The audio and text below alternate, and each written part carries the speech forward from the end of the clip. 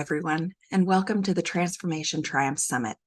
My name is Jamie Allen Bishop, one of your hosts for this event. I am so honored and excited to introduce these authors with their special wisdom and insights to share. I imagine that you're here because one of the topics appealed to you, or perhaps you're on a transformation journey of your own. I welcome you to enjoy, listen, observe, and take away some of the insights that these authors are sharing so that you can streamline your transformation triumphs. And now, here's more about each of our authors. Okay, so if you are here, you know that this is all about transformation triumphs. We are launching a book. The launch date is December 12th, 2023. In connection with the launch of that book, we also are hosting a retreat, but the retreat comes before the launch of the book. So if you're interested in learning a little bit more about what we're doing at that retreat, let us know. But I know you'll want to pick up one of the books. So reach out to one of your favorite authors in the book. And for today, we're going to talk to Sharon Loduca. So let me take a moment to introduce you to Sharon. Meet Sharon. Yay, Sharon. An unstoppable force of nature, soon to be author, two-time and dedicated mom. She cherishes life by bonding with her 3 kids, a couple of crazy cats, and of course, a little chihuahua, Chase. Yeah, Chase the chihuahua. Cute. Sharon's passion for hiking, food, photography, and writing shines through. She is an excellent writer, by the way. But there's more to her than just that. She's a seasoned realtor, SRES specialist, and mortgage specialist. Oh my gosh, how I could have used you when we bought our first home. Skills at turning your home dreams into reality. Her secret, building genuine relationships and understanding her clients' needs. I mean, is that not what we preach, Cheryl? Holy. And you know what? I'm just going to interject. If you have not checked out Sharon Loduca, check her out on Google because the reviews are plentiful and all say pretty much the same thing about how much she rocks. So that's so fantastic. And I'm not surprised at all. Sharon's achievements in real estate have earned her numerous well-deserved awards. Whether hiking trails or selling homes, Sharon has a knack for turning daily life and business into adventures. So, yay, Sharon! Welcome. Oh, thank you. With people like that, I can leave the room now. Right? That's how I feel. So thank you very much for being here. Thank you for being part of this adventure with us. We so very much appreciate you. And with that, what made you say yes? What made you say yes to this journey?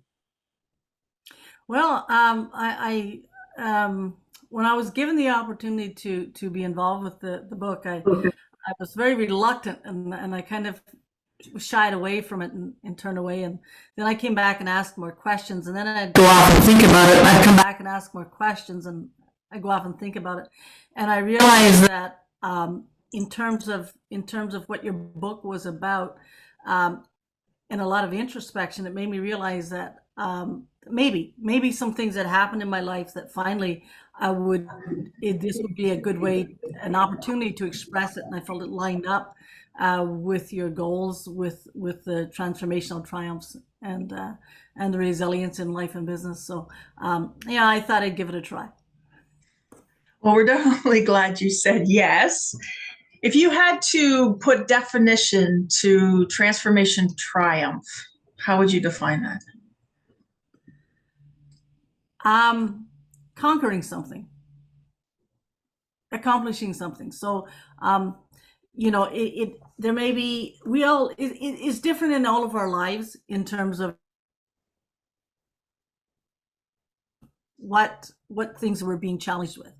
But there is something that every one of us is challenged with, and like, I wish I could conquer that. And that could be very simple. Will come out in my speaking as well, but yeah, yeah, and it brings something to our life that value to who I am, validating who I am. To me, that's a triumph.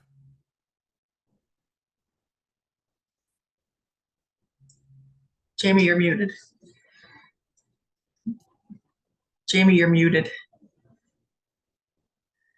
You're muted.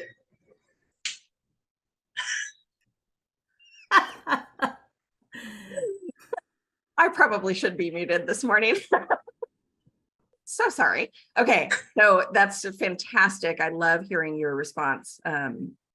When I think about you, I have been honored and blessed to be editor for your blog writing over the last, what, give or take a year? Mhm. Give or take a year. So during that time, your writing is just phenomenal. So let me just say that if I haven't already said that 50 times, because seriously. But in that writing, it's very obvious that you have gained so much insight and meaning in your life. What do you think people need to do to find a purpose or their mission in life? Because I feel like you've found yours. You know, I think it's found in the everyday things. I think the problem is when we go looking for the big thing, the next best big thing that will transform my life.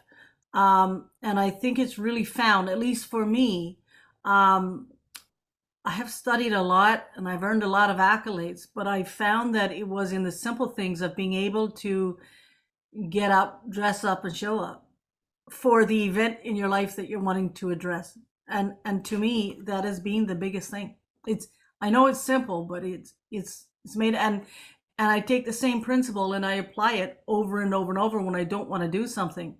I'm giving myself a pep talk, and it kind of goes like, now Sharon, you know, if you get up, you go wash your face, you comb your hair, you look good, you feel good, you smell good, and you show up and you plant yourself in front of that person or that project or that thing, or you take your coffee and go to the lake and take 10 minutes to contemplate why this is a struggle for you, you're going to break through. And really, I mean, it's crazy simple, but that's my theory. I like that actually. And it's true, we overcomplicate the life out of stuff at times. 100% when it comes to that. What's your belief on all of us? Do you believe that all of us have a purpose? And how do you believe that some of us can tap into what our purposes are? Yeah, absolutely. We all do have a purpose, and again, I'm going to come back complicating things. Okay, when I think about all of these things that I have done in life, all these things I've educated myself in, all these things, and I look at it and I go, you know, my purpose. We have a life. Our existence is now, and we fail to live in the present. When we fail to live in the present, we fail to see the impact that we can have.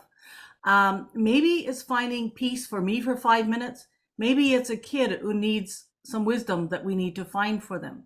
Maybe it's a client that's lost hope and that we need to give hope to. If we live in our present, there is something, someone beside us, around us, behind us, in front of us, across the road, across the desk, that need what we have, because there's only one me.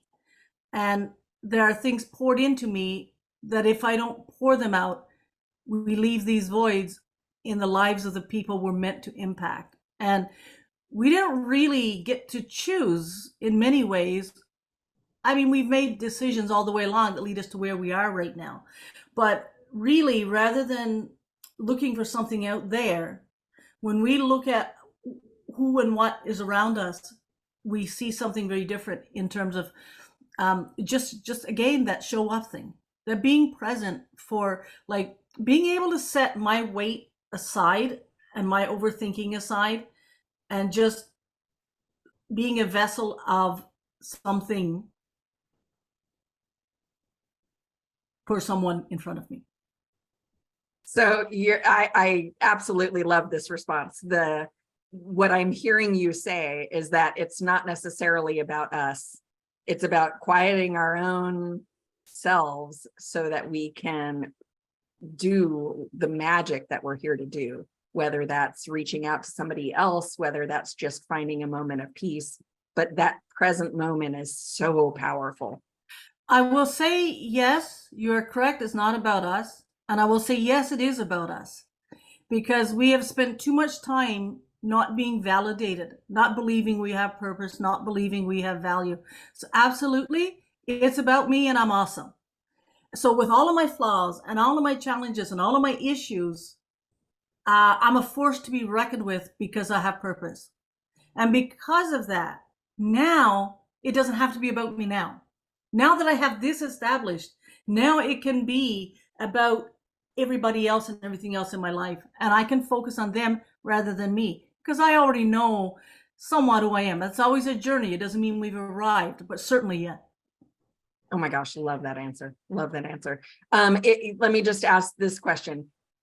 Did you come across any like principal influence, or somebody or something or a book or a movie or whatever it is that kind of transformed this piece of life for you so that you knew that you were comfortable in your own skin? Yeah, that's an interesting one. I have read many books. I quote many authors, as in most of my blogs, I will often quote someone.